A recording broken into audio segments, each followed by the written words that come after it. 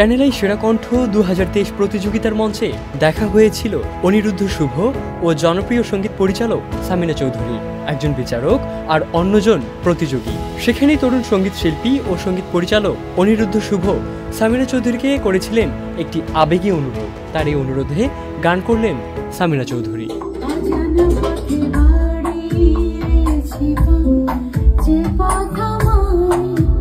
দুটি গান, আমায় তুমি ডেকো আর আরেকটি এ রাত জ্যোৎস্নায়।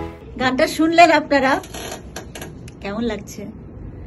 আমি তো এই গানটার পুরা মানে কি বলে, আমার এত ভালো লেগেছে গানটা। আমি তোলার সাথে সাথে মানে আমি একদম মানে বলছি যে এই গানটা তো গাইতেই হবে, যেমন কথা তেমনি সুর আর অ্যারেঞ্জমেন্ট, মিউজিক অ্যারেঞ্জমেন্ট। তো গানটা কে লিখেছে জানেন? লিখেছে এবং সুর করেছে এবং মিউজিক অ্যারেঞ্জমেন্ট করেছে একজন, সেটা হলো আমাদের অনিরুদ্ধ রশিদ শুভ।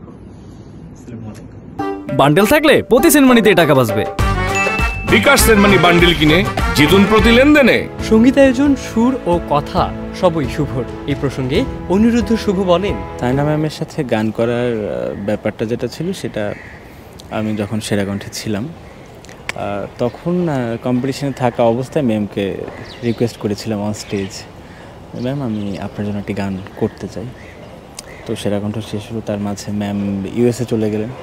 তো মাঝখানে প্রায় 1.5-2 বছর একটা গ্যাপ হয়ে গেল। দেন আবার ম্যামকে আমি একটা রিমাইন্ডার দিই যে ম্যাম গান রেডি ছিল বেসিক্যালি, তো গান তো ম্যাম রেডি, ট্র্যাকটা রেডি আছে, তো আমরা কি ভয়েস নিতে? তখন ম্যাম খুব উইলিংলি রাজি হয়ে গেলেন এবং উনি আসলেন স্টুডিওতে। আমরা 2টা গানের ভয়েস টেক নিলাম ম্যামের। তার মধ্যে একটি গান হচ্ছে আমায় তুমি ডেকো, আরেকটি গান হচ্ছে এ রাত জ্যোৎস্নায়। এ রাত জ্যোৎস্নায় গানটি ম্যামের সাথে আমি ডুয়েট গাইছি। রেকর্ডিং শেষে সামিনা চৌধুরী আমেরিকার পথে পাড়ি জমালেও রেখে গেলেন এক ঐতিহাসিক সঙ্গীত মুহূর্ত। প্রজন্মের সেতু বন্ধন, শ্রদ্ধার জবাব ভালোবাসায়। শুভর এই স্বপ্ন সত্যি হওয়ায় নিজেকে ধন্য মনে করছেন তিনি।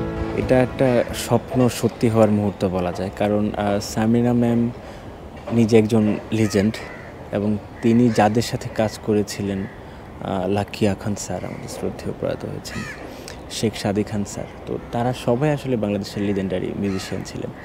তো সেই মানুষগুলোর পরে সামিনা ম্যামের বিশাল দীর্ঘ একটা গ্যাপ রয়েছে। উনি ব্যস্ততার কারণে নিজের গানের প্রতি ওরকম সময় দিতে পারেননি। তো ওইখান থেকে আমি সেই সুযোগটা পেয়ে যাব, এটা আমার জন্য বিশাল একটা প্রাপ্তি আসলে। দর্শকদের অপেক্ষা এখন সেই দুটি গান প্রকাশের, যেখানে একদিকে কিংবদন্তি, অন্যদিকে নবাগত, আর মাঝখানে সুর, যার কাছে সব বয়সেই সমান।